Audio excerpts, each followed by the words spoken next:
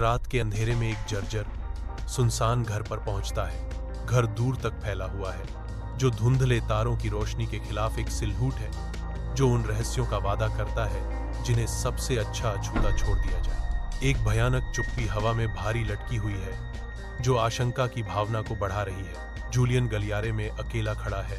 घर की चुप्पी उसके कदमों के नीचे की चरमराहट को बढ़ा रही है।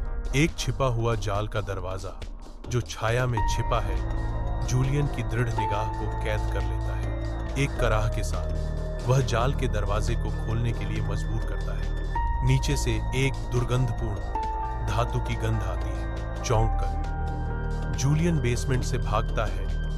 फुसफुसाहटें तेज होती जाती हैं। फंदे के दरवाजे से छायादार आकृतियां निकलती हैं। उनके मुंह हिल रहे हैं। उनके शब्द एक परेशान करने वाला कोलाहल है। जूलियन कठोर संकल्प के साथ घर में आग लगा देता है और रात में भाग जाता है।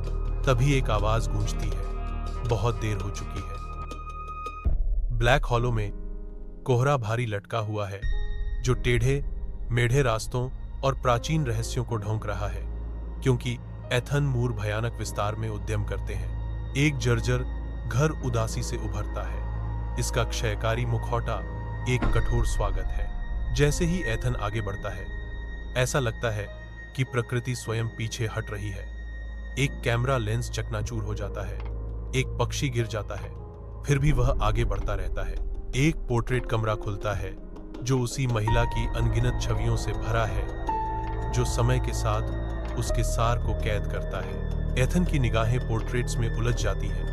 एक असहनीय खिंचाव के साथ एक जलन भरी सनसनी होती है। एथन के मन में एक डरावनी फुसफुसाहट भर जाती है। मेरी तस्वीर लो, मुझे अमर बना दो। गलियारे के अंत में एक भारी लकड़ी का ट्रैपडोर छिपा हुआ है, मानो साये से ही उत्पन्न हुआ। जैसे ही मेरी उंगलियां अंगूठी को छूती हैं, अंधेरा छा जाता है और जाल का दरवाजा कराह उठता है, जो छायाओं से निगल गई एक सीढ़ी का अनावरण करता है। फिर गहराई से आवाज उठती है और फिर आवाज आती है, सांस लेने की, नीचे से, गीली, धीमी और गलत।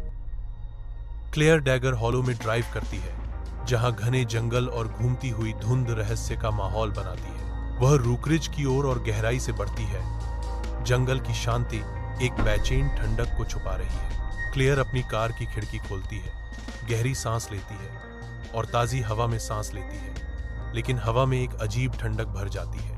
त्याग दिए गए रूकरिज हाउस के अंदर क्लेयर खुद को ठंडी, नम हवा में ढके हुए फर्नीचर से घिरा हुआ पाती है। एक टूटा हुआ दर्पण उसकी नजरों को खींचता है। उसमें दिख रही उसकी छवि मुस्कुराती है, जो उसके अपने चेहरे के भावों के विपरीत एक डरावना विरोधाभास है। अशांत करने वाली छवि से भयभीत होकर क्लेयर दर्पण से पीछे हट जाती है। डर की बढ़ती भावना उस पर छा जाती है। बरामदे में क्लेयर अपना कैमरा घने कोहरे में केंद्रित करती है। कैमरा पेड़ों के पास दुबके हुए एक भयानक आकृति को कैद करता है, पीला, लंबे बालों वाला और नेत्रहीन। अगली तस्वीर में आकृति करीब दिखने पर क्लेयर डर से घिर जाती है।